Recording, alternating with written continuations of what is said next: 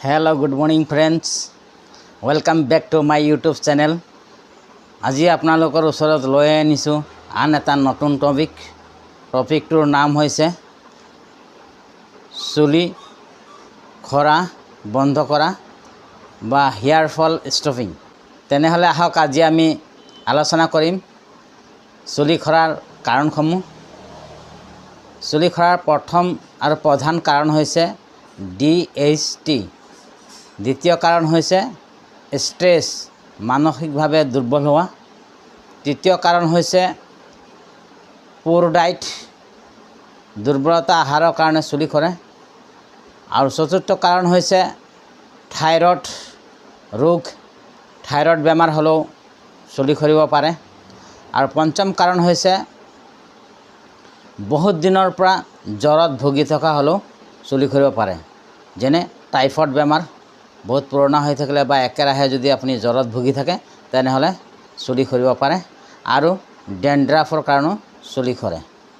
এতিয়া আহোঁ প্ৰধান আৰু মেইন কাৰণটো হৈছে DHT। এতিয়া DHT নো কি? DHT হৈছে ডিহাইড্ৰটেষ্টষ্টেৰন।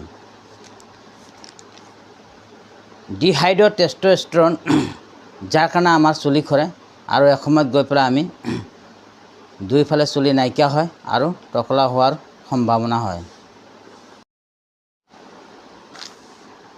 এতিয়া হৈছে টেষ্টষ্টেৰন। টেষ্টষ্টেৰন হৈছে এটা হৰমন। যেতিয়া টেষ্টষ্টেৰন এক্টিভ হৰমনলৈ পৰিৱৰ্তন হয় তেতিয়াই DHT হয়। আৰু এই এক্টিভ হৰমনলৈ পৰিৱৰ্তন কৰাত সহায় কৰে আমাৰ এটা এনজাইম বুলি 5-আলফা ৰিডাক্টেজ। 5-আলফা ৰিডাক্সটিয়ে কনভাৰ্ট কৰে DHT লৈ আৰু আমাৰ DHT গঠন হয়, যাৰ ফলত আমাৰ চুলিৰ গুৰি খুবেই পাতল হয় আৰু পাতল হৈ এসময়ত চুলি নাইকিয়া হয়।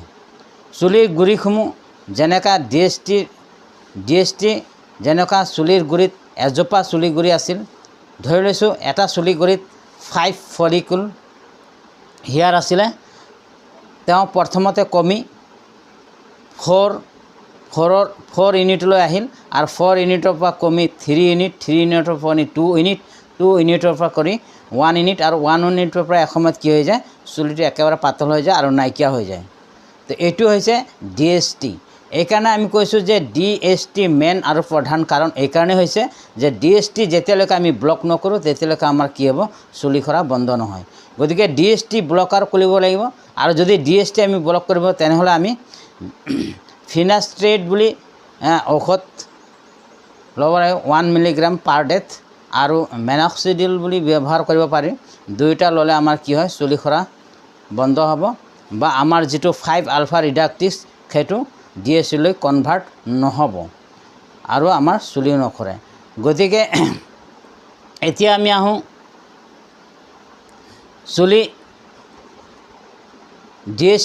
DHT বন্ধ বা ব্লক কৰিব লাগিব। কিন্তু যেতিয়া আমি ফিনাষ্ট্ৰেট আৰু মেনক্সিডিল লোৱা হয়, গতিকে ফিনাষ্ট্ৰেট আৰু মেনক্সিডিলত বহু পৰিমাণে ছাইড এফেক্ট হোৱা দেখা যায়, বিভিন্ন ধৰণৰ ছাইড এফেক্ট হোৱা যায়। গতিকে আমি নেচাৰেল যিবিলাক বস্তু নেকি আমি ল'লে আমাৰ ছাইড এফেক্ট নহ'ব, গতিকে নেচাৰেল মানে DHT ব্লকাৰ ফুড হিচাপে আমি ল'ব পাৰোঁ। প্ৰথমতে কাৰ্কুমিন এটা আয়ুৰ্বেদিক প্ৰডাক্ট আৰু কাৰ্কুমিন আমি ল'ব পাৰোঁ। দ্বিতীয় হৈছে আপোনাৰ অনিয়ন তেল ল'ব পাৰোঁ, পিঁয়াজৰ তেল বা অনিয়ন জুচ, পিঁয়াজৰ আমি যিটো জেলি লগাব পাৰোঁ। আৰু তৃতীয় হৈছে পামকিন চিড, ৰঙালাওৰ গুটি আমি ৰঙালাওৰ গুটি খাব পাৰোঁ আৰু ৰঙালাওৰ তেলো পোৱা যায় পামকিন চিডৰ। তাৰপিছত ল'ব পাৰোঁ আমি চেফ আলমথু আজিকালি কেপচুল ফৰ্মত আহিছে। চেফ আলমথু কেপচুল ফৰ্মত খাব পৰা যায় আৰু ইয়াত আপোনাৰ জেলিও পোৱা যায়, লগাব পাৰিব। গতিকে এইকেইবিধ ঔষধ হৈছে আপোনাৰ DHT ব্লকাৰ ফুড, যিটো নেকি আমাৰ বহুত কম ছাইড এফেক্ট আৰু ছাইড এফেক্ট নহয়।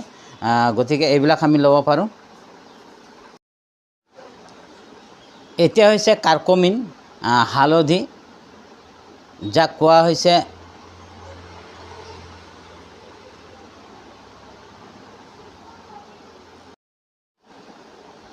এতিয়া আমি আহোঁ অনিয়ন অইল বা জুচ, অনিয়ন পিঁয়াজৰ তেল বা পিঁয়াজৰ জেলি।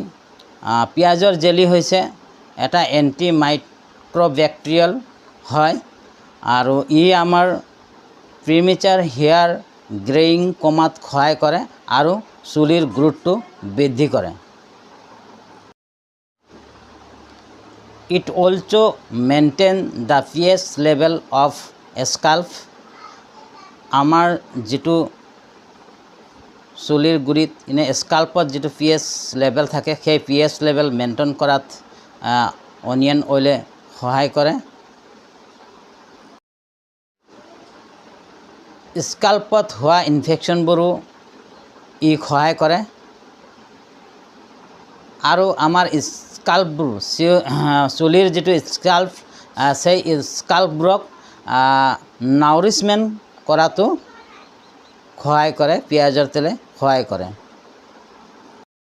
বিশেষকৈ ই স্পেচিয়েল হিচাপে কাম কৰে আমাৰ যিটো মানে ষ্ট্ৰেছ